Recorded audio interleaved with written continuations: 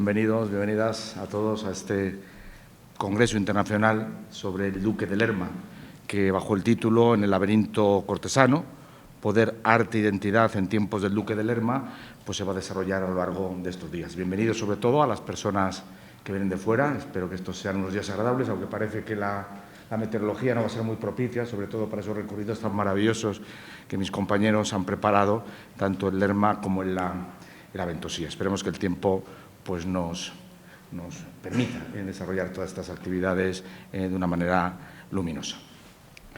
1625, cuarto centenario de la muerte del Duque de Lerma, parecía oportuno que una figura tan importante, con tan amplísima literatura historiográfica, tan interpretada y reinterpretada, pues volviera a ser analizada en un simposio en el cual pues, tenemos la fortuna de contar con algunos de los más importantes investigadores, tanto nacionales como extranjeros. Yo quiero empezar dando las gracias pues, a todos los participantes, a todos los ponentes, muchos de ellos profesores universitarios que en estos comienzos, complicados comienzos de curso, pues han hecho pues, un hueco en sus agendas académicas y se encuentran presentes entre nosotros. Igualmente, pues quiero agradecer a todos los comunicantes. Cuando nos planteamos el año pasado el congreso que desde la Cátedra de Patrimonio Artístico íbamos a desarrollar, pues teníamos unas ciertas dudas si verdaderamente iba a suscitar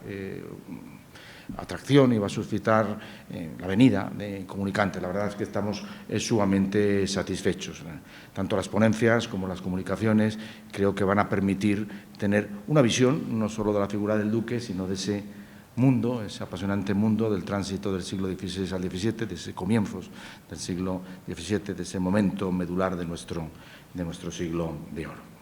Yo, como director de la cátedra, sí que quiero, que están mis primeras palabras, no sean muy amplias, para ceder enseguida pues, el turno a la profesora María José Zaparaín, que hablará pues, de algunos aspectos más organizativos del Congreso. No quiero que estas mis primeras palabras no adolezcan de los agradecimientos que son justos, necesarios y oportunos. En primer lugar, pues quiero agradecer a la Fundación Círculo, cuyo presidente, historiador, un gran historiador, el doctor Emilio de Domingo, pues nos impulsa. La Fundación Círculo, que siempre apoya todas las actividades de la cátedra, nuestras publicaciones, nuestra revista, los congresos, todas las actividades. Muchas gracias, Emilio. Traslada también a Laura, la directora general de la Fundación, pues también el interés, el cariño que ha puesto en la organización de este congreso. Debo también agradecer de una manera muy singular pues, al Ayuntamiento de Burgos. Muchas gracias, Ignacio, porque bueno, nos habéis cedido estas instalaciones. En principio, la inauguración, como saben, iba a haber sido en el Hospital del Rey, pero hubo un cambio en la inauguración de curso y ha sido totalmente imposible. Se celebra hoy la inauguración de todas las universidades de Castilla y León en el Hospital del Rey y fue imposible, y gracias a nuestro buen compañero, amigo, técnico superior, gerente del Instituto de Cultura, de la Concejalía de Cultura del Ayuntamiento de Burgos, pues se nos solucionó fácilmente y podemos disfrutar también de estas magníficas instalaciones. ¿Qué decir del Ayuntamiento de Lerma? El Ayuntamiento de Lerma pues, ha estado presente y va a estar presente también en algunas otras actividades que la cátedra tiene previsto, que esperemos que puedan desarrollarse con éxito el año que viene. La denominación de origen de la Ribera del Duero, tendremos la oportunidad de la Ribera de la Arlanza, tendremos la oportunidad de disfrutar de sus magníficos caldos en una cata, paradores nacionales, la Fundación Carmelitas de Lerma, que también nos van a abrir las puertas, los conventos dominicanos, el convento dominicano de Lerma, que abrirá la puerta de un lugar reservado, como es el relicario, para que todos ustedes puedan visitarlo y sentirse un poquitín como se sintió el Duque de Lerma en aquellos años de comienzos del siglo XVII. A todos, muchísimas gracias. Pero mis gracias fundamentales deben de ser a mis compañeros de la cátedra. Querida María José, este congreso ha sido en gran medida un empeño tuyo, un trabajo tuyo. No puedo contarles todo el trabajo que ha desarrollado. Muchas gracias. Sin ti esto hubiera sido imposible. Igual que sin mi compañero Julián Hoyos. Gracias, querido Julián. También en unos momentos complicados de comienzo de curso, y también por otras cuestiones que le tiene a él muy ocupado, pues aquí ha estado dedicando pues, más tiempo del que del que fuera menester. Y qué decir de mi querida compañera de tantos años, Berta Nieto, de la Fundación. A la Fundación de la Universidad de Burgos también debo agradecerle, pero sobre todo la figura de Berta Nieto, que hace que todo funcione de una manera maravillosa. No quiero aburrirles más con mis palabras y voy a ceder ya el turno de intervención a don Emilio de Domingo para que después María José Zaparín pues, hable un poquitín de cómo se va a desarrollar desde un punto de vista de la organización este congreso. Querido René, María José, Berta, Julián, muchísimas gracias por vuestra amable invitación a participar en esta inauguración de este congreso como impulsores de esta cátedra de Patrimonio y Arte de la Universidad de Burgos, Alberto Ibáñez. Para mí es un honor estar hoy aquí participando de esta inauguración en la que, como bien has dicho, pues, se han concitado una serie de especialistas de todo el ámbito nacional y alguno internacional que nos va a abrir pues, un espectro mucho más amplio de esa figura tan controvertida y a la vez tan singular del Duque de Lerma. Yo espero que su estancia en Burgos sea agradable, que a pesar del tiempo, que no sé si va a ser muy frío, muy cálido, Burgos siempre es una sorpresa. En vez de una bolsa igual había que haber dado un paraguas, pero bueno, siempre intentamos hacerlo lo mejor posible, ¿no? Así que disfruten ustedes de la estancia, de las actividades que se van a realizar, que seguro que les van a suponer una sorpresa, y de la gastronomía. Así que encantados de tenerles con nosotros y que sea muy fructífera desde el punto de vista académico. Muchas gracias. Muchísimas gracias. Yo me sumo a todos los agradecimientos que ha señalado mi compañero, el profesor René Payo, y especialmente empezando por él, porque cuando yo lancé esta idea, pues me dijo que sí, que adelante, que lo hacíamos, que teníamos el apoyo de la cátedra y del trabajo de todos nosotros. Y también el profesor Julián Hoyos pues acogió la idea siempre con el cariño que le caracteriza hacia todo lo que desde la cátedra se propone. Y pues para mí ha sido más de un año, llevamos más de un torno a año y medio desde que empezamos con este proyecto, y para mí es muy satisfactorio porque sí que es cierto que al principio pensábamos si iba a tener suficiente repercusión y aquí hay compañeros que saben que decía ¡ay, que no tenemos muchas comunicaciones! El profesor Roberto Alonso se ríe porque él era consciente de ello. Pero al final, bueno, pues yo creo que estamos todos muy contentos por el número de comunicaciones que tenemos, y agradecer también el público que siempre nos sigue en los monográficos, en los cursos que nosotros hacemos desde la cátedra, que es un público muy fiel. Y esto se ha podido hacer también porque todos los ponentes, desde el momento que se les planteó la propuesta, la acogieron de verdad con muchísimo entusiasmo y de una forma muy generosa han decidido colaborar con esta pequeña iniciativa con la que pretendemos que la figura del Duque de Lerma pueda ser analizada desde múltiples puntos de vista. Si no han visto bien el programa, bueno, yo se lo resumo porque además, como hemos tenido muchísimos cambios para podernos ajustar a todas las necesidades que se han ido planteando, hoy, tras este momento inaugural, tendremos la conferencia inicial, una conferencia marco. Después la presentación de un libro que es una novedad editorial, no voy a descubrir más. Y a partir de mañana, ya las sesiones tanto de mañana como de tarde las celebraremos en el Aula Romeros del Hospital del Rey, que nos acogerá a nuestra alma mater, y pasaremos allí todo el día con 2 conferencias por la mañana, que serán seguidas de una pausa, y posteriormente tendremos lectura de comunicaciones. Y por la tarde repetiremos el mismo esquema, 2 ponencias y lectura de comunicaciones. El viernes nos trasladamos a Lerma porque pues, hemos sido muy bien acogidos, tanto por el Ayuntamiento como por el Parador Nacional, porque teníamos la idea de que nos gustaría hacer una sesión en Lerma y a poder ser en el Palacio Ducal. El Palacio Ducal hoy en día es parador nacional y ha habido que hacer una gestión que no les comento, pero creo que nos ha llevado como 3 meses porque nos pilló en el cambio de dirección de toda la cúpula de paradores nacionales y realmente ha sido bastante complejo, no por parte del parador de Lerma, que desde el principio teníamos su visto bueno, pero sí para que firmasen el papel desde Madrid. Eso duró 3 meses, pero se consiguió y nos ceden un magnífico salón que disfrutaremos el viernes y volvemos a repetir el mismo esquema. 2 ponencias, descanso, comunicaciones.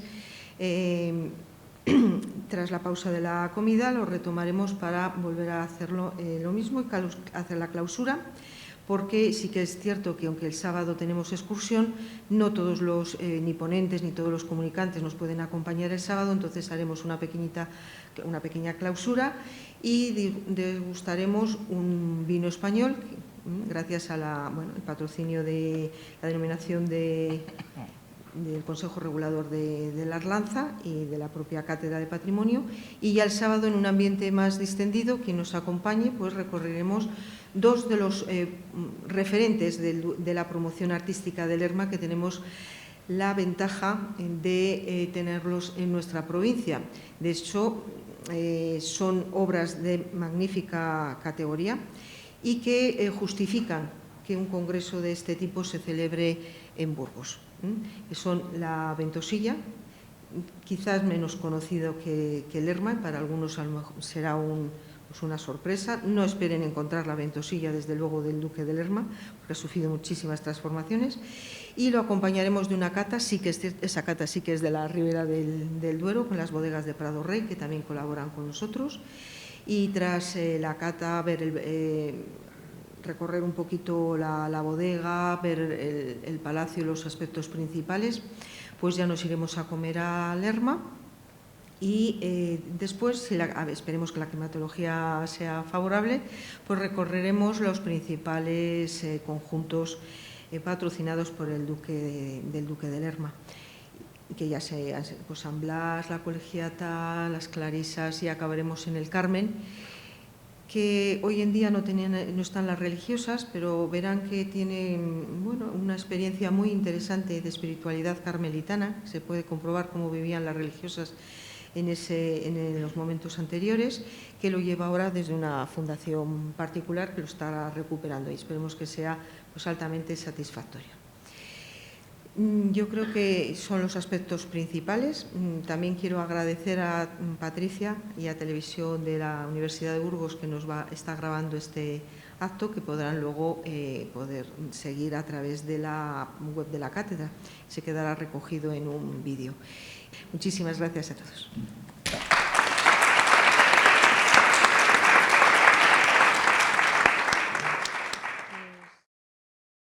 Hemos intentado contar con los principales espadas en torno al Duque de Lerma, en torno a su periodo, en torno a ese tránsito del 16 al 17, y obviamente entre estos primeros espadas pues no podía faltar la figura del doctor don Bernardo García García, que desarrolla su actividad docente en la Universidad Complutense y que lleva tantísimos años estudiando la figura del Duque, que yo creo que ya le tuteas, ¿no?, al Duque, ¿no?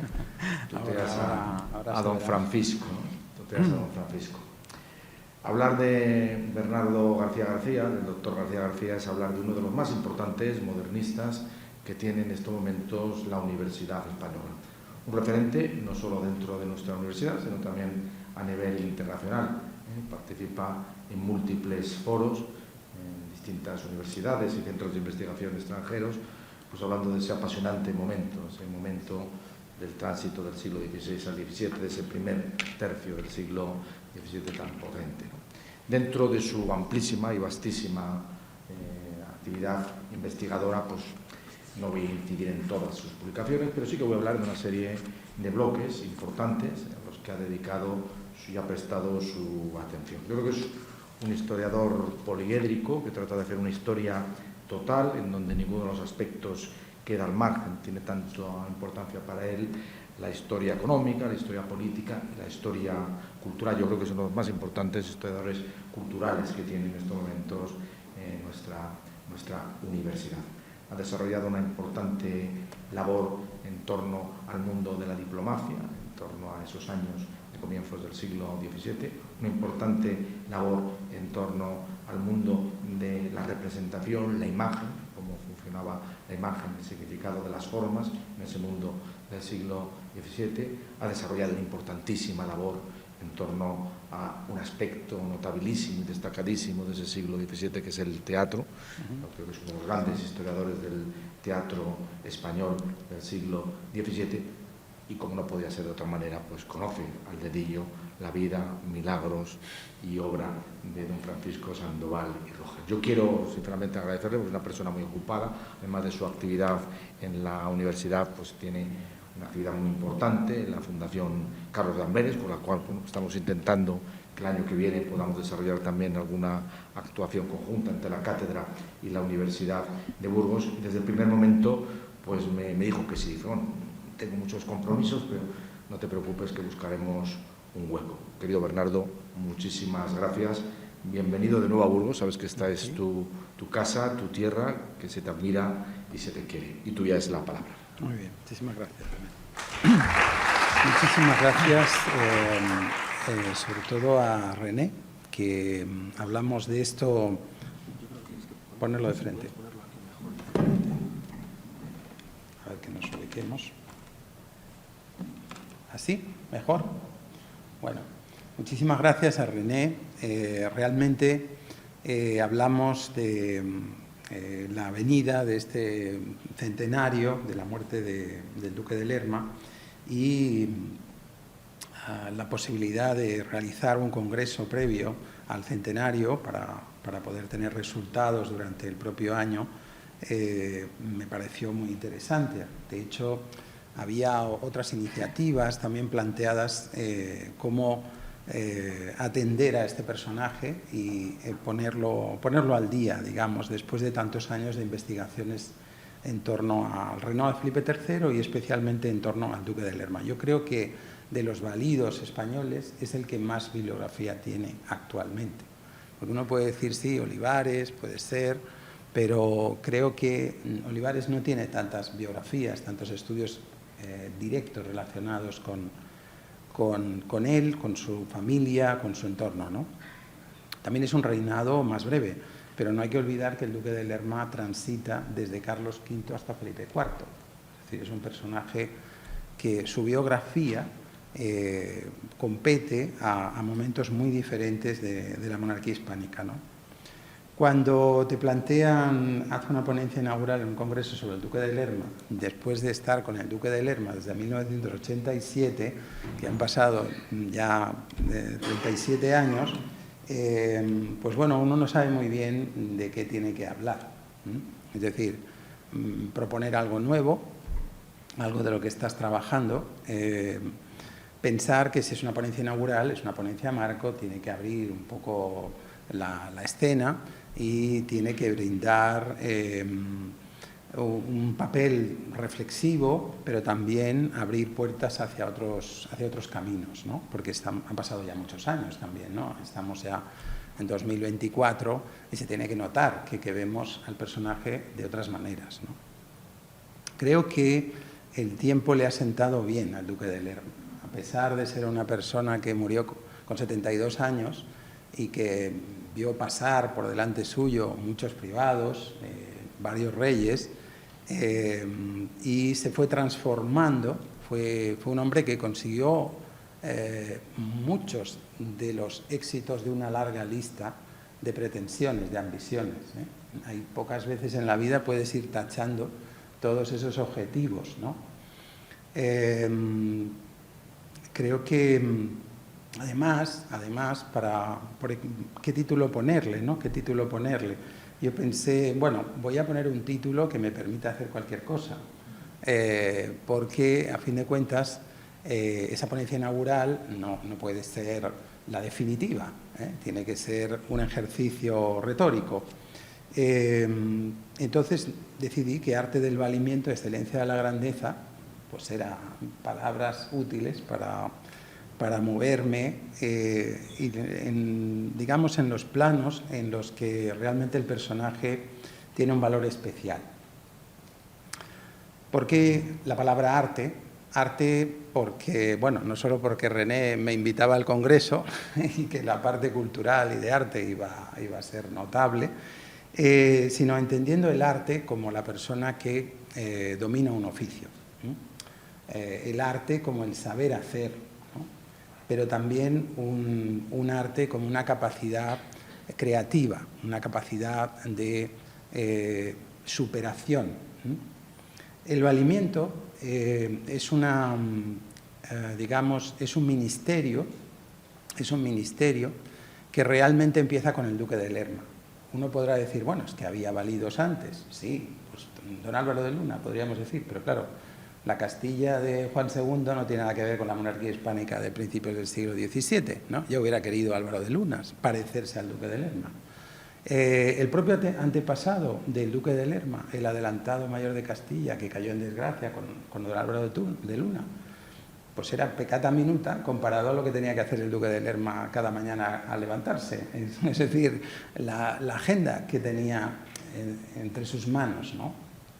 Entonces creo que el valimiento realmente se forja con el duque de Lerma. Antes habría que ir a la antigüedad, para encontrar hombres fuertes entre césares, ¿no?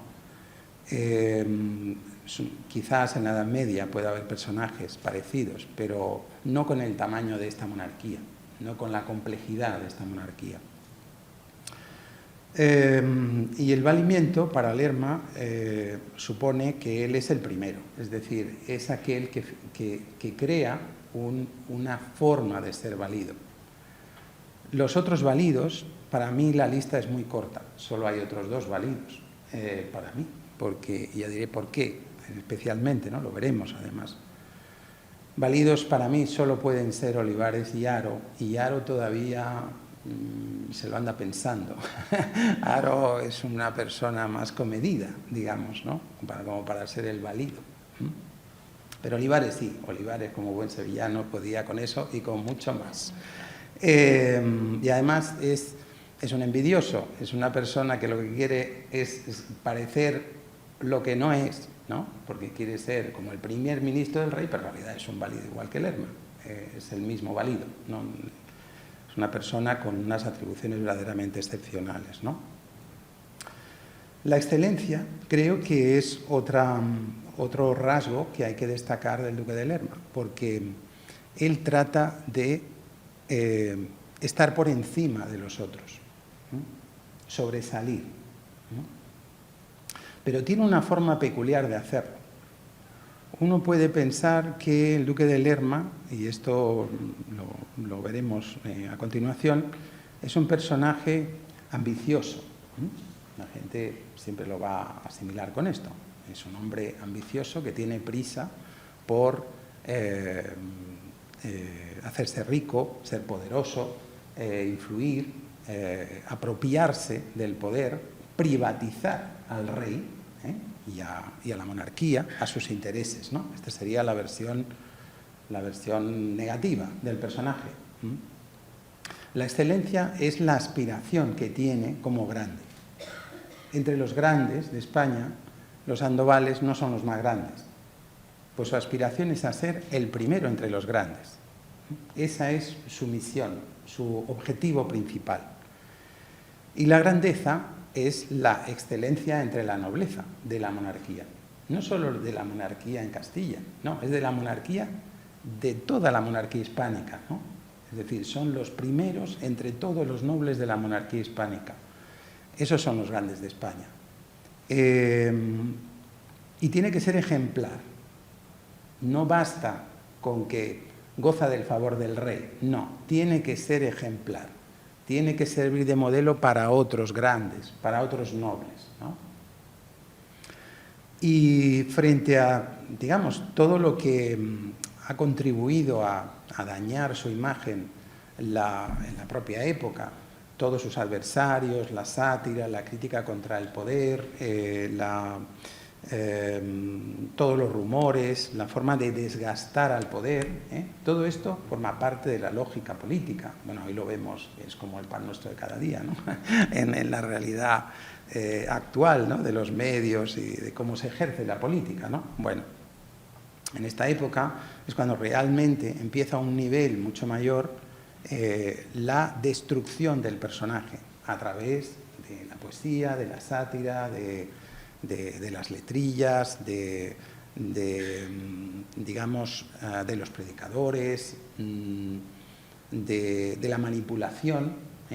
Esto forma parte de una manera de desgaste político que antes no se ejercía de esta manera, ¿no? A comienzos del 17 empieza a gran escala un problema que tendrán las Cortes europeas a lo largo ya desde entonces, ¿no? Que es cómo manejar la opinión, cómo controlar lo que se dice de uno y tratar de gestionarlo.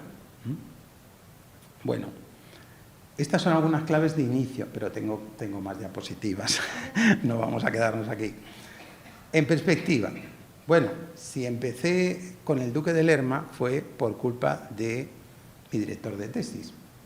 Yo era un alumno muy aplicado, sobresalía mucho en la clase, era el primero, digamos, y Alcalá Zamora, equipo de Llano, me dijo que tenía que hacer el doctorado, que si quería hacer el doctorado con él, y que qué quería investigar, eso me preguntó.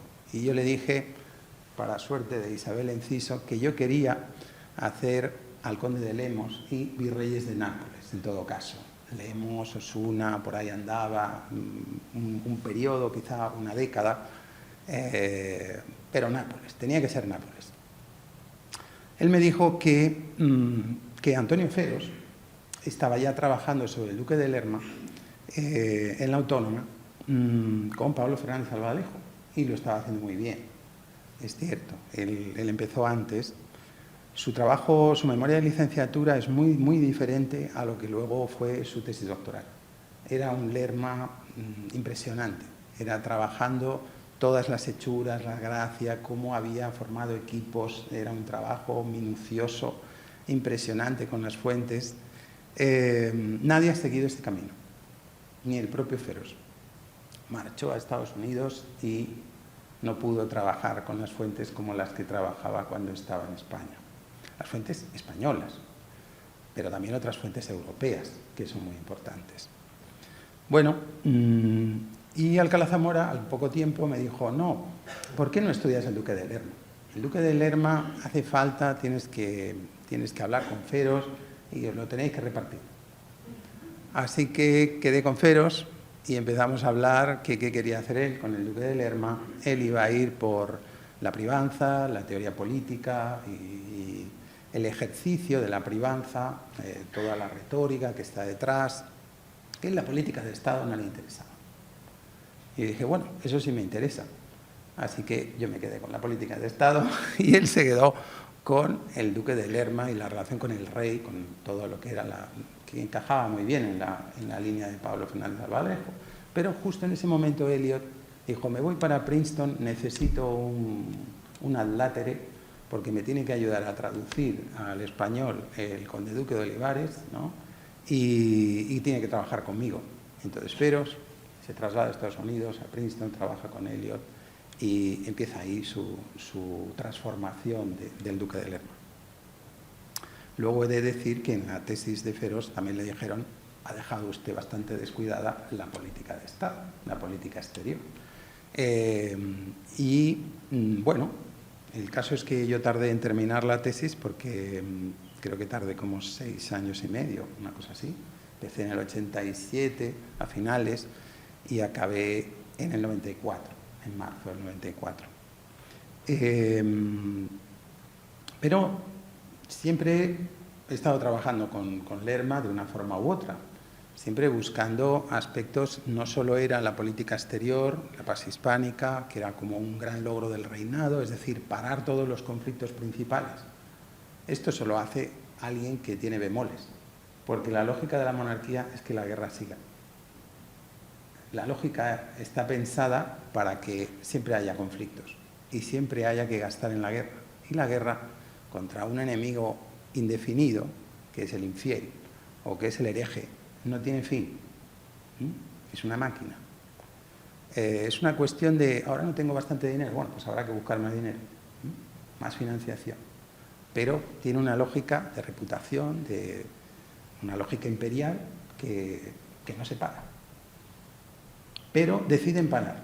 Después de una década desastrosa, verdaderamente funesta, los años 90, con un enorme desgaste financiero, se decide que la monarquía está en riesgo de perderse y que hay que parar las guerras y desempeñar la monarquía.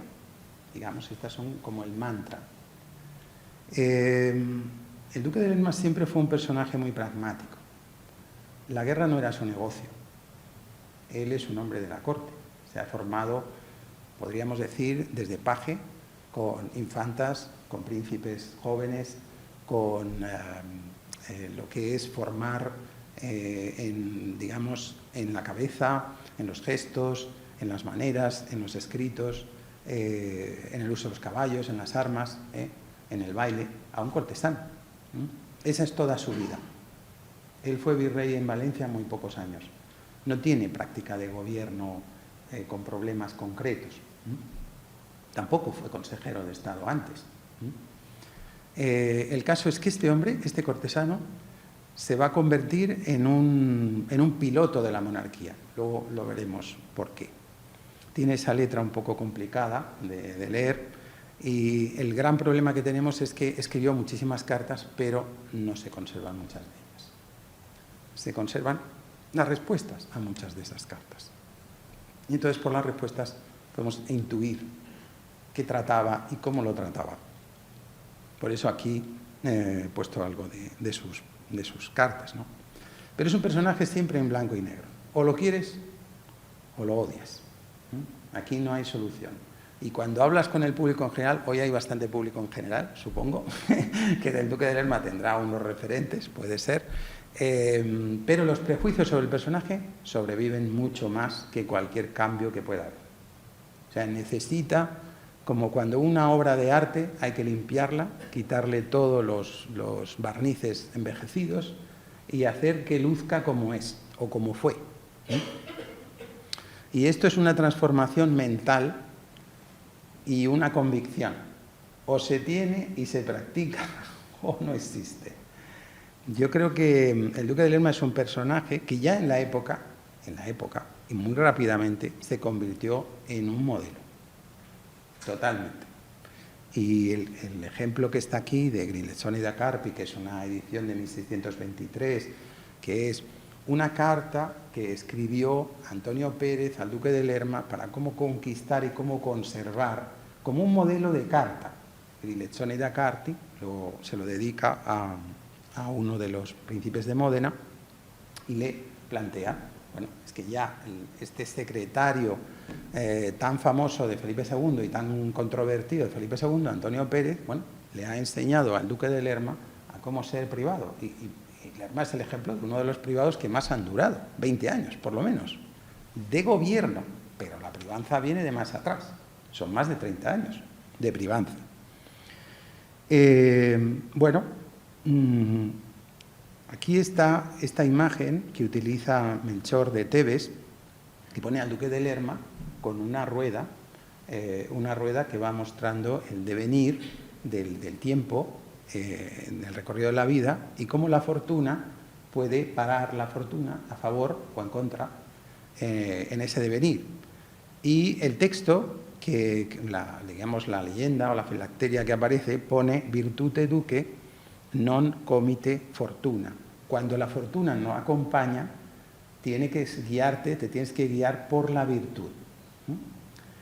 Hay que ver a Lerma como un personaje que tiene que superar las dificultades de estar en el poder, de servir al rey, de cumplir con los objetivos de tu linaje a través de la virtud. Sin la virtud será imposible, será débil, no será capaz de superar la adversidad.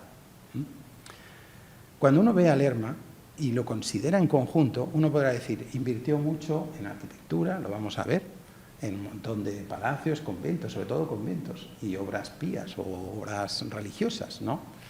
Es una forma de magnificencia muy particular, porque si uno compara otros virreyes, solo en Nápoles o en Palermo o en Roma, o embajadores, pues verá lo que es un palacio de un tamaño impresionante, y con mármoles y con esculturas y unas fuentes, jardines kilométricos. Esto no lo encontramos en el duque de Lerma. Es un hombre que tiene una forma de crear espacio, de extender los reales sitios que ya existían, que se van a seguir usando, que se van a seguir completando. Todos los reales sitios que habían desarrollado los Austrias anteriores, sobre todo Felipe II, se van a seguir ampliando. Otras residencias, porque se usan más otros lugares, se van a extender, pero no son unas construcciones apabullantes. No hay un derroche de medios. No existe ese tal exceso. Es bastante austero. Uno ve el Palacio del Duque de Lerma, el Palacio Ducal en Lerma, es cartesiano, es austero, tiene una, digamos, serenidad, una forma casi matemática. No hay exceso, no existe el exceso decorativo, es todo muy sencillo. Esa simplicidad le da su fuerza, le da una rotundidad, es muy castellano, podríamos decir, ¿no? Ese carácter recio, pero firme, que se planta abiertamente, no das opción a la sorpresa. Es claro, su forma de distribuir los espacios es funcional, es limpio. Esa es su forma de construir el espacio, de desarrollar espacio. El valimiento, hablo del arte del valimiento, ¿por qué? Porque es uno de los pocos políticos que ha conseguido, teniendo que asumir muy joven la jefatura de su casa, de los Sandovales, muy joven, por la muerte prematura de su padre, él ha tenido que salir adelante en una casa que tenía pocos recursos económicos, gracias al apoyo de los cardenales, su tío Cristóbal de Rojas especialmente, y luego en parte Bernardo de Sandoval, que también tendrá el cardenalato, pero muy al principio ya del reinado, pero será sobre todo gracias a Cristóbal de Rojas y a educarse con este eclesiástico en Córdoba, luego en Sevilla, el que va a quedar una impronta muy fuerte de lo religioso, la condición religiosa, y también valores que están implicados en esa jefatura de su casa, el servicio al rey de una determinada manera y toda la labor pía o religiosa que va a desarrollar. También entender que hay varios cardenales en la familia, que es algo que va a ser una constante. Ya veremos algún otro detalle.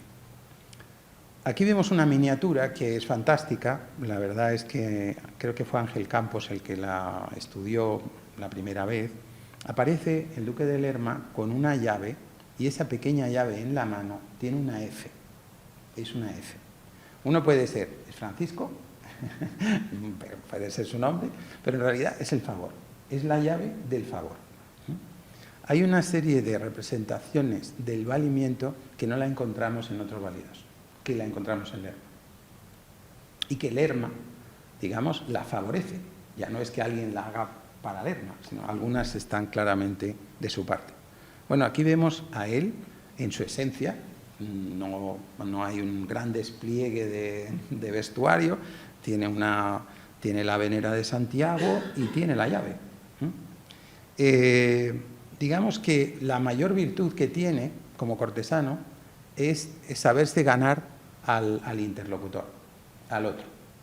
Es una persona que todo el mundo considera que tiene un buen trato, es afable, está informado de la persona y de lo que va a negociar antes de negociar y sabe para qué va a tratar con esa persona.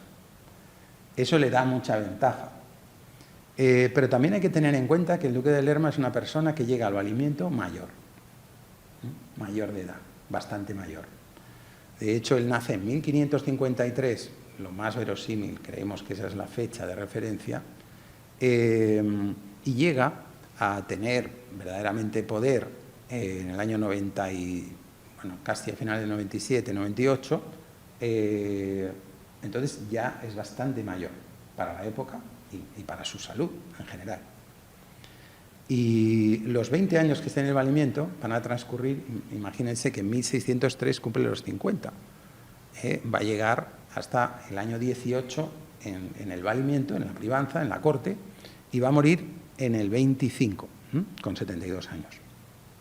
Pero lo que es curioso es que en 1668 se estrena una comedia en Londres por la Compañía Real, la Compañía del Rey, en el Teatro Real, en Londres, hecha por Robert Howard, que está basada en una comedia anterior, bastante anterior, que es un despropósito histórico, porque lo que pasa aquí no tiene nada que ver con la vida del duque de Lerma, salvo que él consigue, es un hombre ambicioso en la corte de Felipe II y de Felipe III, consigue el favor, ¿no?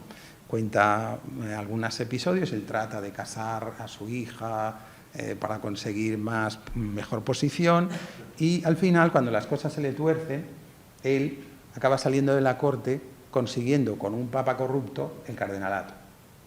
Y es muy interesante la despedida que él hace, ¿no? Él se retira como sacerdote, digamos, porque llegó a ser sacerdote, se retira de la vida conflictiva de la corte, de todas las aspiraciones que son la corte. Y el cardenalato le va a traer la paz que la corte nunca va a poder darle, ni los éxitos en la corte, ¿no? Él es un desengaño de la ambición del cortesano.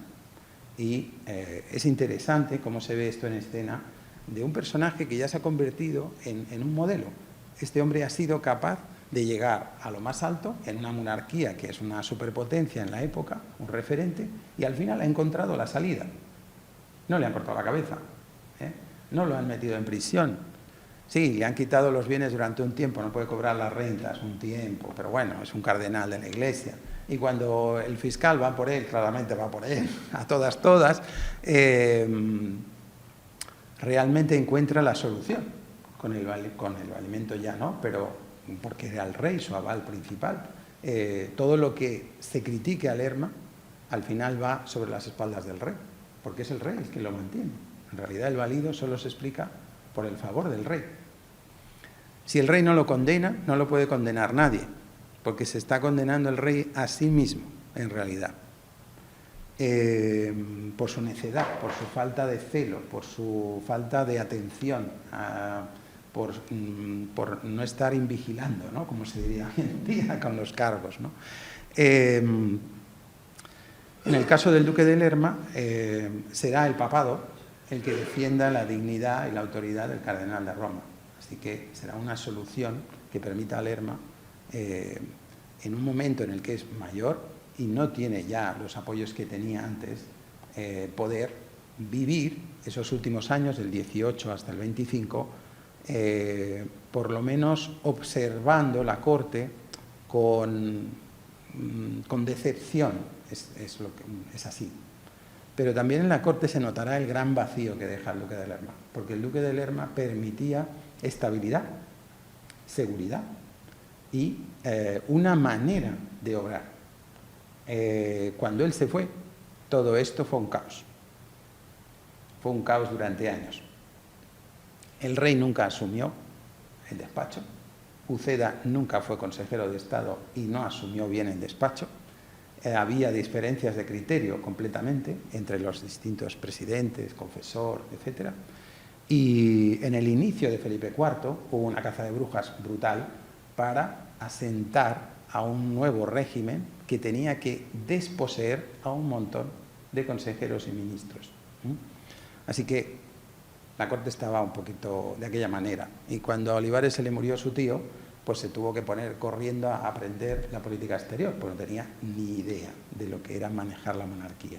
Él estaba con el rey, él estaba para el entretenimiento del rey, el compañero del rey. Ya lo hacía su tío, Zúñiga, era el que controlaba la monarquía, ¿no? Bueno. ¿Pero qué hizo Lerma? Lerma dio otro salto. tenía un compromiso, recuperar, digamos, el tiempo perdido por los Sandovales, porque habían quedado fuera de la foto principal. De cuando eran el adelantado mayor, era el primer caballero de Castilla que estaba sirviendo al rey Juan II, pues las guerras civiles internas en Castilla le acabaron llevando al destierro y quedó al amparo de los Trastámara de Aragón y se quedó con el marquesado de Denia y desposeído de títulos y de privilegios de la corte de Castilla. Entonces, toda la política de los Sandovales desde entonces fue recuperar ese primer lugar entre la nobleza y luego con Carlos V la grandeza, porque obtuvieron la grandeza porque los Sandovales estuvieron custodiando a gente muy particular de los Austrias, ¿no? A Juana I y luego también a don Carlos, ¿no? O sea que estos temas muestran un poco la palabra que más se usa, que podríamos subrayar, en italiano es intrinsichezza, sería intrinsicidad en castellano, que no se utiliza para esto como en italiano, pero es ser una persona esencial, verdaderamente cercana, que está en lo más secreto de la relación familiar con la familia real. Es un doméstico, es alguien muy cercano a la familia real, por tradición de la familia, ya no por él, por una privanza con un príncipe concreto. No, es toda la familia. Lo que pasa es que va a pasar al primer plano y va a crear una verdadera entente con muchos otros grandes de España, con otros linajes, de tal manera que te vas a encontrar un Sandoval hasta en la sopa, ¿no? Salvo entre los Toledos, ¿no? que son los que salen un poco fuera de la foto en ese momento. También consiguió otra cosa, que el valimiento se transfiriese a un hijo. Por lo menos él lo intentó y el hijo lo trató de intentar también durante un tiempo. Aquí el que más se ha ocupado de esto es Desbó, Galván Desbó, que ha sufrido horrores para encontrar a Uceda haciendo lo que se supone que tendría que estar haciendo. Y es cierto que es un caso en el que el valimiento, digamos, transfiere gran parte de su actividad y además con un entrenamiento, es decir, en un proceso más largo, no con la caída o la salida del duque de Lerma de la corte. Y lo hemos reflejado aquí en esta obra que hizo Melchor de Tebes con Caldeira, con este ilustrador, es un manuscrito que está en la Biblioteca Nacional de París, que realmente va mostrando, es una iconografía de todos los Sandovales, bastante imaginativa en los primeros Sandovales, pero luego encontramos aquí al duque de Lerma, a Uceda arriba, en el medio, y abajo al duque de Cea, que será el siguiente duque de Lerma, porque Uceda, digamos que hay un salto ahí en el ejercicio de muchos de los oficios, ¿no?, que va a tener Uceda durante un tiempo, ¿no? Pero el hijo, o sea, el nieto en este caso, tendrá que defender el honor del abuelo, porque le tocarán todos los procesos y tendrá que intentar recuperar las rentas que han perdido. Pero hay otra categoría en la que se mueven los Sandovales. Por un lado, la recuperación de la memoria de Diego de Sandoval, que está aquí representado, Diego Gómez, que es aquí en los versos del panegírico de Góngora, pues digno sucesor del claro Gómez Diego del Marte, cuya gloria a las alas hurtó del tiempo avaro, cuantas le prestó plumas a la historia, a quien guardará mármores paro, que engendre el arte, anime la memoria, su primer cuna al Duero se le debe, si cristal no fue tanto, cuna breve. Es la persona que sirve de emulación a la que tiene que Lerma, digamos, recuperar en la memoria, recuperar en su dignidad y recuperar en el puesto que tendría que tener en la corte, en la corona de Castilla. El dibujo que vemos en el medio, que estudió muy bien, es una escultura en mármol que hizo de Carrara en Génova el duque de Lerma para ponerla en Denia, delante del castillo de Denia, el castillo-palacio de Denia. Y es digamos, es como si él hubiera recuperado, porque no hay nadie entre los grandes que tuviera una escultura de esta categoría en este momento en España, no hay nadie que tuviera algo así, y él se presenta como tal cuando ha conseguido también que Denia sea una ciudad en vez de una villa, y Denia tenga la flota de galeras, tenga una escuadra de galeras propia que se incorporará a las galeras de España, pero él se presenta como un triunfador. Ha conseguido digamos, recuperar la posición, la memoria y la grandeza de los Sandovales en su vida. Ese sería, digamos, lo que está. Y abajo, pues con la fama por un lado y la fortuna que le es favorable, el escudo, ¿no? Es una escultura de la que no tenemos nada, pero la siguen buscando en Denia, algún trocito, algo, o piensan que algún Medinaceli se la trasladó en otro momento y todavía no ha aparecido ni un trocito. Pero también tiene otra curiosidad. Los Sandovales tuvieron una relación estrecha con Pedro Regalado, porque Pedro Regalado, cuando estaba en lecho de muerte, pues sanó a un Sandoval que estaba contrahecho, que tenía una discapacidad total y no podía andar bien, y eso no podía ser el jefe de la casa de los Sandovales, ¿no? Entonces vino el obispo, que era el tío de este Sandoval, le pidió que hiciera un milagro. Y salió perfecto del santo, uno de los últimos milagros de Pedro Regalado. Así que le deben a los franciscanos descalzos ese milagro, y por eso está enterrado también este Sandoval en la Aguilera, junto con, como es el santuario de Pedro Regalado, pues también ellos son patronos de la Aguilera, junto con los Miranda, ¿no? Pero luego está que él es hijo de Isabel de Borja, por lo tanto, tiene una relación directa con Francisco de Borja. Y Francisco de Borja representa otro duque que ha sido santo y que ha sido general de los jesuitas. Entonces, Lerma también cree tener en su sangre esta herencia. Así que tiene que ser digno para esa herencia. Se llegó a plantear entrar en la orden cuando era joven. Y le dijeron que no, que tenía que ser cabeza de la casa, así que se olvidara del entusiasmo que despertaban los jesuitas por ir convenciendo a gente influyente, ¿no? Por eso los versos que le dedica también, que no leeré, Góngora, a ese linaje con Gandía, ¿no? Pero antes dije que el duque de Lerma también es importante, que el valimiento es sobre todo el ejercicio de Estado, porque si no sería un privado más, si no sería un favorito, algo temporal. Pero cuando lideras la política de Estado, y liderarla, claro, la gente todavía se lee en algún manual, y hay algún colega muy importante que sigue pensando que el duque de Lerma empleaba poco tiempo en la política de Estado. Probablemente esto venga de estar mirando pues papeles de determinados lugares y no de los de Estado realmente, ¿no? No digo los nombres para no ofender y para que no queden grabados, pero a mí me ofenden bastante.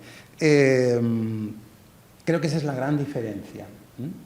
El valimiento supone ayudar al rey a pilotar la monarquía. Cuando a Lerma lo procesan diciendo ha obtenido demasiadas mercedes, ha sido corrupto, ¿no? Lerma dice, pero bueno, si yo solo he trabajado para ayudar a gobernar la monarquía. Entonces, ¿cómo pueden decir que no he hecho los servicios como para merecer pagos extraordinarios?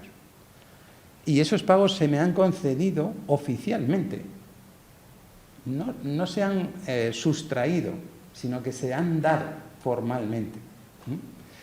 Y esa es un poco su perplejidad. ¿Cómo me voy a ver yo, después de 20 años de servicio, en lo más peliagudo? Es decir, considerar cómo negociar con Francia, con otros príncipes, con Inglaterra, con los Países Bajos, ayudar a los archiduques, conseguir dinero para la guerra turca, hacer proyectos contra Argel, intentar liberar Irlanda de los ingleses, y tantas otras actividades de política exterior, de Estado, de diplomacia, de representar una corte que da esperanza, que es acorde con el tamaño y la dignidad que tiene que tener esa corte, que ha sido padrino de bautismo de la princesa, de la heredera y de otros también, de otros infantes, que ha sido una persona tan cercana a la corte y al rey y a la familia real, y que gracias a sus cartas, gracias a sus mediaciones, la monarquía y la política del rey se ha visto reforzada. Entonces, dice, ¿cómo ahora se me hace una auditoría general, ¿no? Se me trata de corrupto, ¿no? Un corrupto para la época podría ser, no sé, una persona de un nivel más bajo, que se queda con algo, que considera que gracias a la información que tiene va a ganar con plata o con joyas o con otras mercedes. Pero un grande juega a otra cosa, está a otro nivel. Y además nunca se ven compensados sus servicios. No cobran, nadie cobra su sueldo normalmente. Nosotros damos por entendido que cobrar el sueldo es algo normal a fin de mes, ¿no? En la época puede morirse una persona y no haber cobrado su sueldo, solo una pequeña parte. Con esto no quiere decir que, bueno, que hubiera alguna irregularidad, pues probablemente la hubo, pues sí, pero evidentemente uno ve la dinámica de gobierno y se da cuenta que hace Lerma. Es imposible. Bueno, luego habrá un libro que hay algo diferente saldrá, pero bueno, yo después de ver tantos archivos, tantos asuntos políticos de Estado, desde luego ningún ministro, ningún embajador no dejaría de tener en cuenta al duque de Lerma para negociar nada que fuera importante. No puede decir, sí, están los secretarios, están otros consejeros, hay generales, hay almirantes, hay financieros, sí, pero el que está al final en las decisiones y que sabe lo que está pasando es el duque de Lerma, durante la mayor parte del reinado. Y uno dice, Felipe III es un don nadie. No, Felipe III es el rey. Todo lo que pasa depende de lo que él firma, a fin de cuentas, porque no hay delegación de firma, no existe la tal delegación. Esto es una falsedad típica de la historiografía, que considera que, y paso al siguiente, que los billetes del duque de Lerma son un traslado de autoridad del rey a Lerma para que Lerma decida lo que quiera. Lerma no tiene ninguna validez para, digamos, dar una merced o para tomar una decisión de Estado. No la tiene. No tiene competencia. Por eso el billete siempre dice, ¿quién manda esto? Está haciendo un traslado de una orden del rey, igual que haría un secretario, igual que haría un presidente de un consejo, cualquier otro ministro. Está comunicando lo que el rey manda. Uno dice, el rey no tenía ni idea de lo que decía que comunicaba. Esta es otra opción, ¿no? Pero es que el rey al final acababa sabiendo lo que se decidía. ¿Por qué? Porque llegaba al consejo, llegaba a las secretarías, el rey tenía que responder con decretos, de puño y letra. No decía, todo hágase, no. Contestaba, discrepaba. Era un rey activo, Felipe III. Además hacía muchas otras cosas. Tuvo bastantes hijos, le fue fiel a su mujer, era bastante devoto, cazaba todos los días, se levantaba súper pronto para cazar, y cuando pues, estaba malo, pues ya no, o sea, ya era más mayor, ya cazaba un poco menos, pero bailaba, en fin, era una persona con criterio. No es una persona, digamos, negada, ¿no?, para la política o para su papel como rey, ¿no? Creo que este cuadro, que es un cuadro que estaba a subasta, salió hace unos meses, me parece, o el año pasado, salió a subasta, no sé quién lo habrá comprado, la verdad, era como para comprarlo, porque yo creo que es uno de los mejores retratos como válido. Tiene un memorial en la mano, tiene la llave en el cinto, es una actitud de, bueno, aquí estoy yo, ¿no? Está muy elegante, ¿no? Pero es la imagen ideal para presentar como primer ministro y válido al duque de Lerma, ¿no? Creo que realmente el duque de Lerma es esa persona. No se han hecho buenos estudios todavía sobre cómo se gestiona la gracia en el reinado de Felipe III y en la mayoría de los reinados. Claro, la gente no va a vaciar la Cámara de Castilla, por ejemplo, o las otras, la Audience en los Países Bajos o todos los despachos de gracia que están en los reinos de la Corona de Aragón, o en Portugal, o en otro lado. Es muy complejo hacerlo, ¿no? Con tantos memoriales, con tantas discusiones, es complejo. Así que, de momento, nadie se ha metido verdaderamente a ver cómo funciona la distribución de Mercedes y los mecanismos, ¿no? Un poquito sí se ha metido a Molina para la Cámara de las Indias, pero no desvelo más. Pero bueno, falta mucho por hacer en ese sentido. El hecho de que Lerma utilice los billetes tiene una función para priorizar. Hay una masa tan grande de documentos que circulan por la monarquía, por los despachos de los consejos, que hace falta sacar un asunto y darle prioridad. Darle prioridad. Que la gente que se lo encuentre al billete del duque de Lerma diga, uy, ojo, ojo, esto hay que prestarle atención, porque todos están muy ocupados. Todos tienen muchas urgencias, tienen que atender a muchas cosas. Y el valimiento se construye y funciona para priorizar. Para priorizar, para tener que escoger entre unas decisiones y otras. Esa es su función principal, porque si no sería un caos. Sí, todo sería prioritario, todo sería necesario, siempre hay intereses en juego. Bueno, esta idea ya la he planteado, como han utilizado el laberinto, creo que cualquiera que entra a investigar entra en un laberinto y tiene que buscar su camino y sus salidas, o se encontrará con problemas. Es un emblema que Covarrubias utiliza, pero que también está en una medalla que hizo Antonio Pérez, con un centauro. Y yo creo que el duque de Lerma también, se llama Laberinto de Corte también por este libro de Brancabasso que se publica en esta época, que habla todo sobre cómo es la corte, cómo es la cultura cortesana. Estamos en el momento de mayor producción de libros sobre cómo tiene que ser uno un cortesano. Son libros de autoayuda para que los cortesanos sobrevivan en un espacio hostil, pero el duque de Lerma esto lo ha aprendido viendo pasar a muchos cortesanos importantes. Y ha visto sus caídas, y ha visto sus dificultades, y ha visto lo que ellos pensaban y cómo intentaron salir adelante. Yo creo que es una persona que llega en un momento en el que tiene un buen entrenamiento, porque él ha podido observar esto, sin implicarse. Pero también creo que me queda ya poco, porque no sé, es que con el tiempo, ahí la presentación es a las 7, o sea, ya tengo que acabar, ¿no? Hay media, vale, perfecto. Bueno, sí, tengo 3, 4 diapositivas. Probablemente el retrato del duque de Lerma a caballo, por Rubens, es una de las piezas más espectaculares, ¿no?, de proyección de su imagen.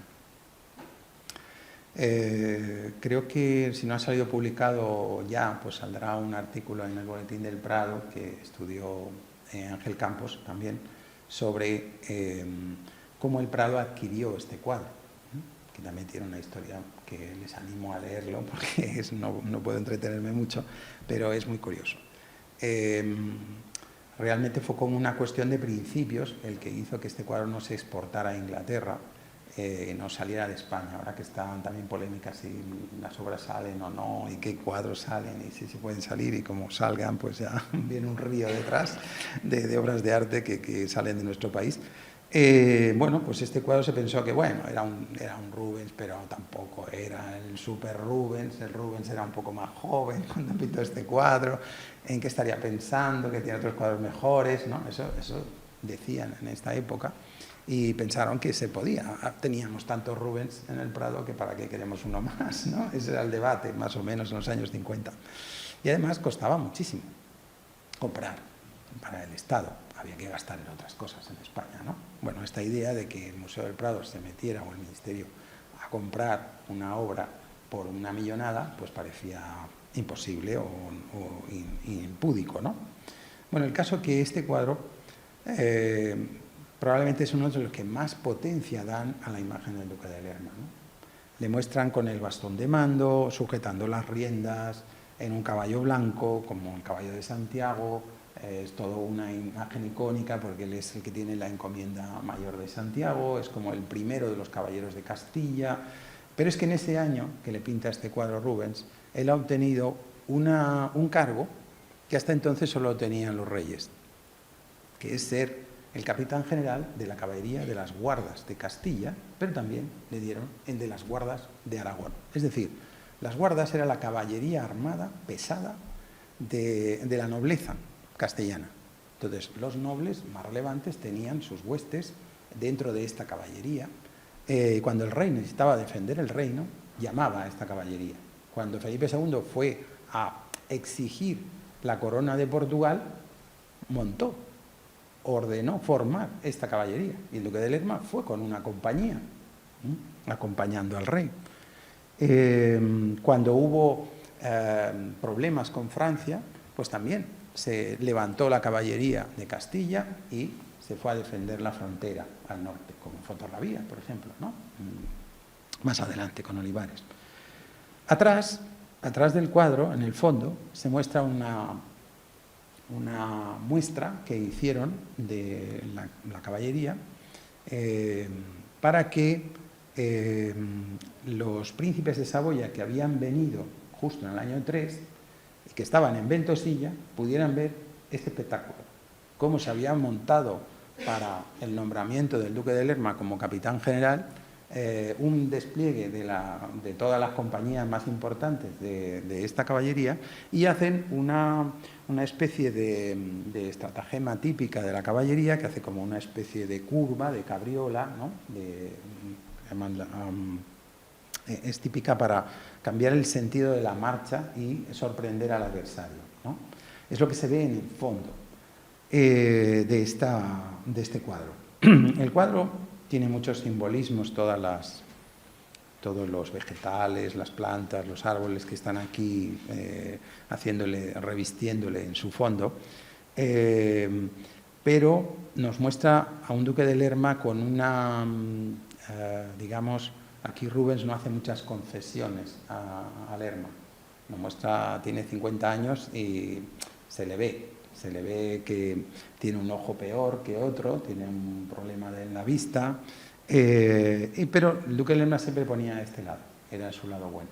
Si le vemos, no vamos a encontrar a un duque de Lerma en otro lado. Él mostraba este lado derecho, era el que tenía que salir en todos los retratos, y entiendo que es este problema que tiene con la vista, quizá formaba parte, que él prefería mostrarse siempre en esta posición, también por la mano derecha era la que lucía más en los retratos, mostrados así. Quizás este sería como el retrato que, además fue un retrato que Lerma hizo para colocar enfrente de un retrato ecuestre del duque de Mantua, que le había hecho todo el regalo y había mandado a Rubens, ¿no? con otras piezas. Entonces, en el Palacio de la Ribera, en Valladolid, pues en una gran sala había una serie de retratos de emperadores, y culminando los dos extremos estaban estos retratos, ¿no? Así que sería una manera de presentar al duque de Lerma con una de las aspiraciones que creo que él tenía, que era no solo ser el primero entre los grandes, porque con esto se convertía en el primero entre los grandes. Ningún grande de España hasta el momento había podido ser capitán general de España, de la caballería armada de la nobleza de España. Nadie hasta el momento, salvo reyes. Entonces se colocaba el primero, era como, bueno, aquí estoy yo, ¿no? Y además muy lucido, estoy estrenando la armadura, todo maravilloso, el caballo, le gustaban mucho los caballos, tenía... ya sabemos que es un bien muy, muy caro, muy, muy complejo de mantener, y esta idea, ¿no? de presentarse como el primero entre los grandes, pero con el duque de Mantua enfrente, era para hacer ver que un grande de España podía ser equiparable a un duque reinante en Italia. Es decir, podía, de hecho tenemos varios intentos de parentesco con Florencia, con Saboya, con Mantua, ofertas para que Sandovales casen con príncipes italianos. Teníamos el antecedente de los Toledo con los Medici, ¿no? Pues otros grandes de España, o los Colonna, por ejemplo, también tenemos otros grandes de España querían emparentar. Al final, a través de la línea de los almirantes, sí que se emparentaron con los Colonna, ¿no? O sea que, y él emparentó con los Braganza también, ¿no? Es decir, que esa conexión de jugar a una élite de los grandes duques europeos, pues estaba en la agenda del duque de Lerma, ¿no? Y de los grandes de España, ¿no? Pero creo que hay algo en lo que hay que insistir más, que tiene que ver con la familiaridad. Cuando uno habla del valimiento y dice, ¿cómo puede ser que un valimiento dure tanto tiempo? ¿No? Porque va más allá de la lógica de la privanza, es decir, de tener un trato favorable, con una amistad, hay que tener en cuenta que Felipe III tiene en Lerma como si fuera su padre, porque su padre era su abuelo prácticamente, de edad, y murió muy mayor para Felipe III. Entonces, digamos que el soporte emocional, la persona que te ayuda a afianzarte, que te da confianza, ese fue el duque de Lerma para Felipe III, en realidad. Ese fue su papel.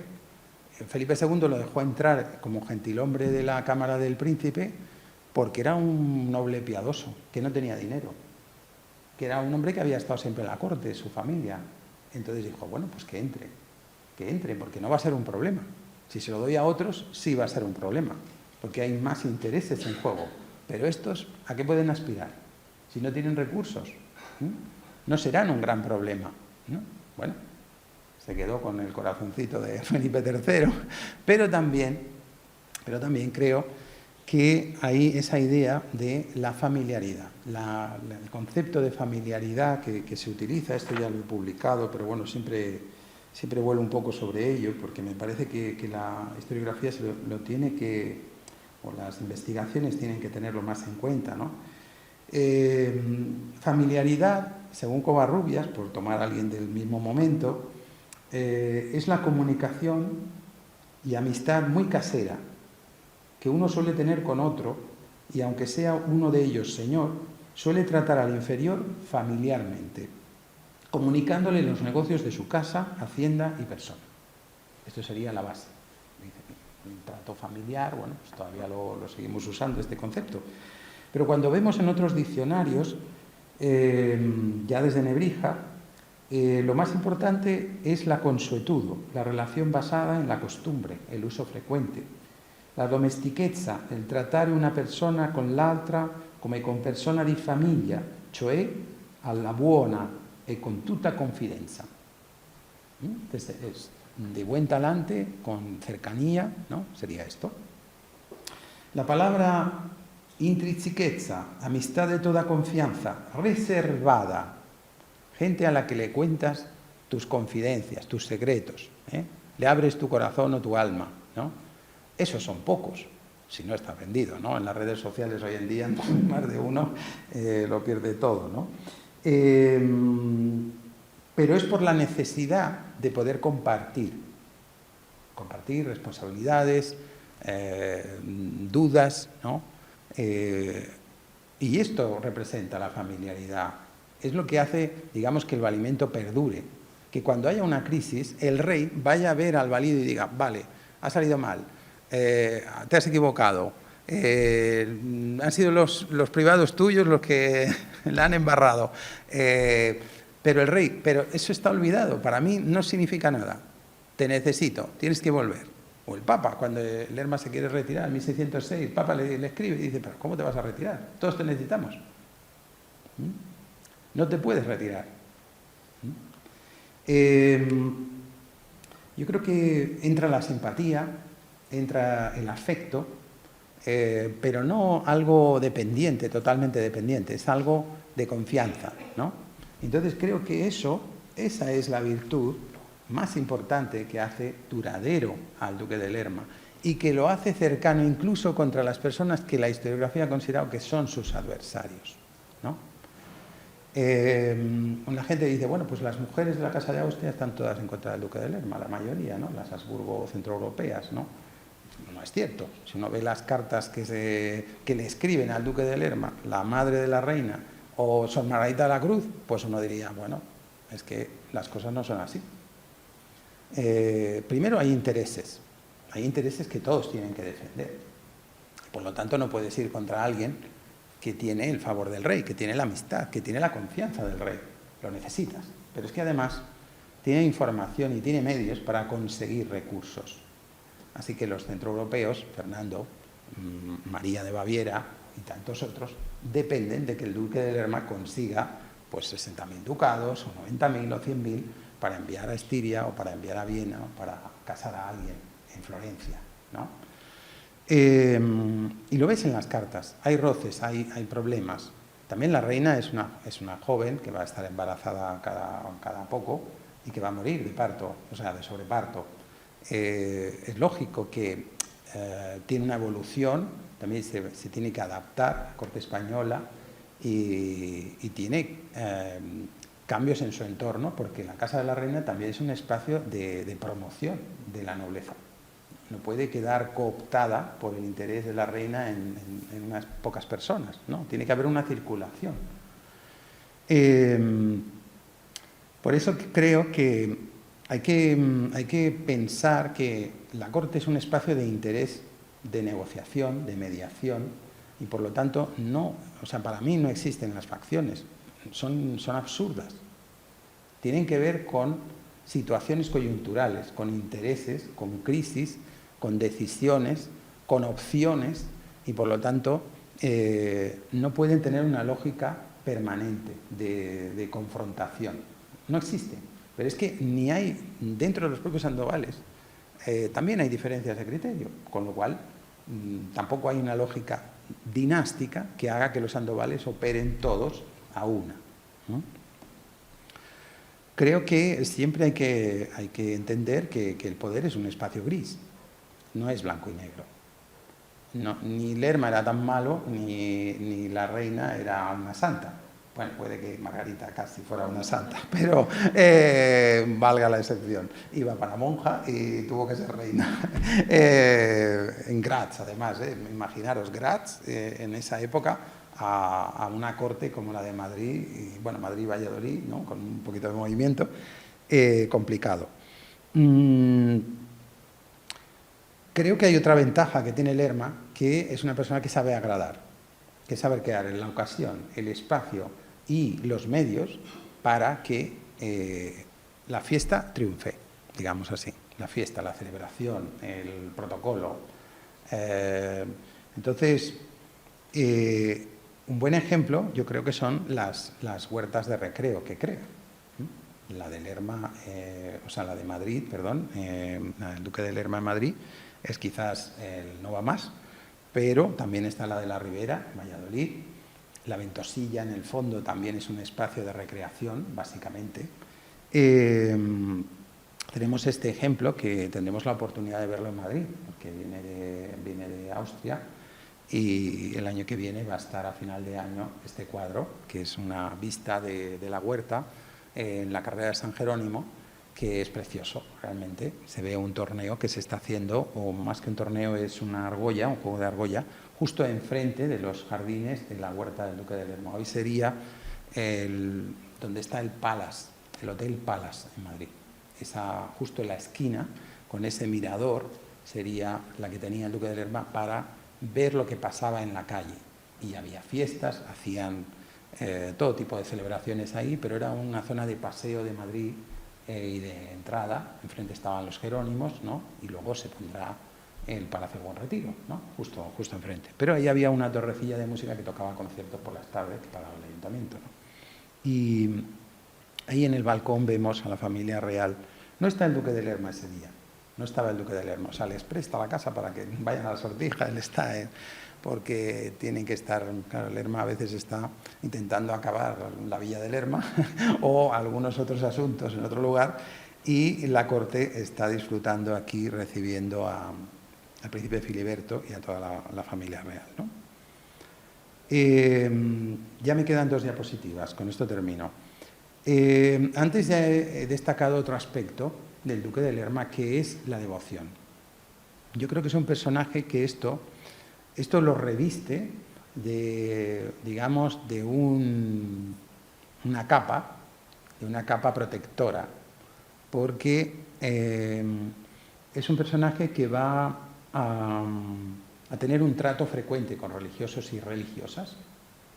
Estamos en una época en la que la corte está llena de conventos, toda la monarquía está llena de conventos, es una explosión de órdenes religiosas, de ascetas, de beatas y de santos y santas prácticamente por todas partes de la monarquía, y si no son jesuitas, son clarisas o, bueno, nuevas órdenes también, ¿no?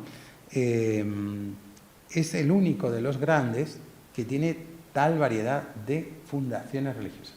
No existe ningún otro grande de España, por más que lo busquen, y los ha buscado Ángela Atienza, entre otras, que haya hecho fundaciones de conventos, monasterios, dotaciones para cátedras de teología, como el duque de Lerma, por la variedad de órdenes. Aquí pongo algunas: los franciscanos descalzos, las clarisas, los dominicos, las dominicas, los cistercienses, las bernardas, claro, los capuchinos, que son el primero que entra en España con Lerma, los capuchinos, y también los del Pardo, es decir, hacen las 2 primeras fundaciones, las hacen en Madrid con él, los trinitarios y los jesuitas, ¿no? entre otras órdenes y dotaciones.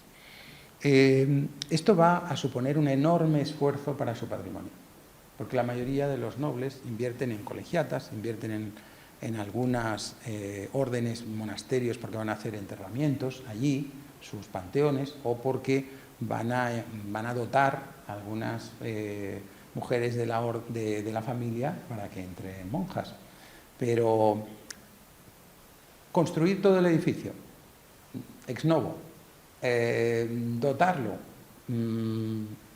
darle servicios, enriquecerlo, amueblarlo, mantenerlo en el tiempo, inmoviliza una enorme cantidad del patrimonio del duque de Lerma. Y es un serio problema para el duque de los sucesores. ¿Por qué hacía esto el duque de Lerma? Habría que preguntárselo, ¿no? Podría habérselo gastado en otra cosa. Podría haber hecho, como haría Eliche, pues obras de teatro, pinturas italianas, fiestas, no sé, caballos, miles de otras cosas se podría haber gastado, ¿no? Pues tenía una armería, tenía tapicería, tenía biblioteca, tenía lo que tenían los grandes, pero gastaba millones en monjas, en religiosos, en reliquias, en altares, en dotar todos estos espacios, amueblarlos y tener trato frecuente con ellos. De hecho, la huerta tiene conexión con cuatro conventos, la huerta, en Madrid, no con uno, no le bastaba con uno. Podía ir a las monjas para oír cómo cantaban las monjas y tener ciertos servicios con las monjas, y luego podía ir con los capuchinos y tener otro tipo de servicios con los capuchinos, y luego si quería escuchar a Palavecino, pues se iba con los trinitarios, que los tenía a la vuelta, y los jesuitas no dio tiempo a hacer la casa profesa entera, pero bueno, se trajo el cuerpo del antepasado, ¿no? De Francisco de Borja, lo tuvo un tiempo allí. Entonces es un personaje muy raro, porque uno dice, bueno, sería un corrupto, pero a ver, todas estas monjas opinarían todo lo contrario, ¿no? ¿Qué escriben las monjas? Que están haciendo disciplina, ayunos, que están rezando por él todo el tiempo. Las monjas de Valdemoro, las monjas de Denia, las monjas de Lerma, pues todo el tiempo están rezando por él, por Sandoval. Así que tiene un altavoz impresionante, ¿no? El duque de Lerma está gastando. Si él no tiene tiempo para rezar, desde luego tiene cientos de personas rezando por él, por oficio, ¿eh? Lo primero que tiene que hacer es rezar por el fundador de su convento. Así que yo creo que la lógica, en parte, tiene que ver con la excepción, eso por un lado, con la ejemplaridad, también con ser grato en una corte en la que todavía hay una gran contención. Si uno ve la corte de Felipe IV, esto de idea de la contención ya no funciona. La corte ha cambiado de reglas. Esta es una corte en la que todavía hay parámetros. Y lo digo en cuanto a católicos, piedad, la pietas. El compromiso religioso es mucho más alto. Con Felipe IV habrá arrepentimiento, ¿no? Pero por los excesos, en realidad. No hay convicción. Esta es una corte en la que hay convicción por la religiosidad. Todavía. Es contenida, es una corte contenida.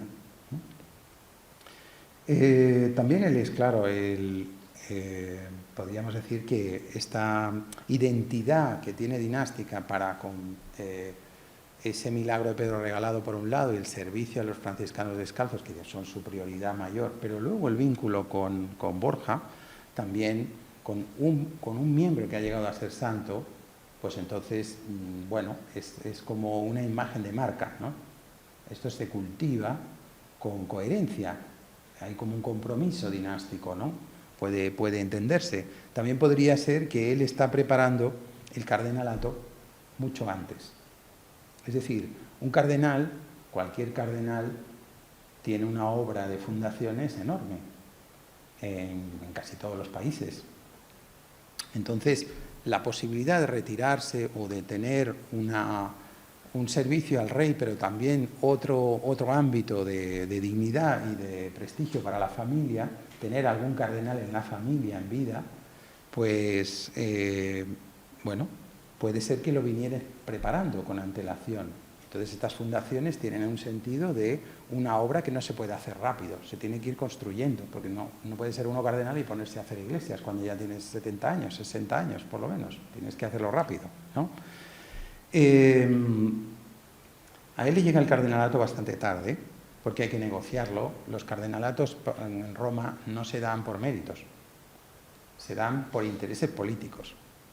Y no te pueden dar un cardenalato a España si no le dan otro a Francia.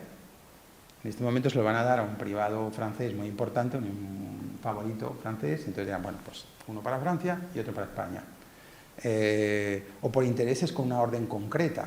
Bueno, pues tiene que ser ahora uno filo franciscano, o tiene que ser una familia napolitana, o tiene que ser un genovés, ¿no? Para que luego, digamos, en la curia, haya una cierta representatividad de otros intereses, no solo haya españoles, o no solo haya napolitanos, o de otros lugares, ¿no? Entonces hay una política un poco de, hay que esperar al capítulo en un determinado momento, hay que negociarlo más largo.